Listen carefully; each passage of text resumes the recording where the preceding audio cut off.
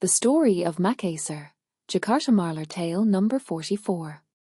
The Buddha narrated this story in Magadha, drawing upon the ignorant actions of villagers in a remote settlement on the border of Kasi. During one rainy season, the villagers were plagued by incessant mosquito bites whenever they ventured into the forest to gather firewood or harvest fruit.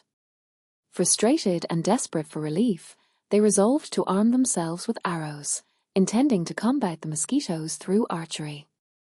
However, their lack of wisdom led to disastrous consequences, as they inadvertently injured one another in their futile attempts to target the tiny pests. When the Buddha arrived in the village, the wise village leader graciously invited him to his home for a meal. After the meal offering, the leader recounted the villagers' misguided actions to the Buddha, describing their innocent yet hazardous behavior. In response, the Buddha remarked that ignorance has always been a source of harm, both in the present and the past. To illustrate, he began to tell a story. Long ago, when King Brahmadatta ruled over Varanasi, the Bodhisattva was born into a merchant family. Upon reaching adulthood, he inherited and took charge of the family business. One day, while visiting a carpenter to commission some goods, he observed a scene that offered profound insight.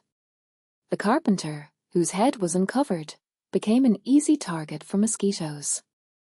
As he focused intently on his carpentry, a mosquito bit him on the head.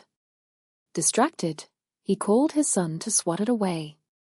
Lacking judgment, the carpenter's son impulsively chose to use a hammer to strike the mosquito. Though he managed to kill the insect, he tragically killed his father in the process.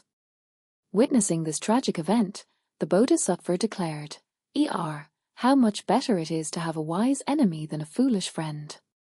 A wise enemy, fearing the consequences of the law, may restrain from harmful actions.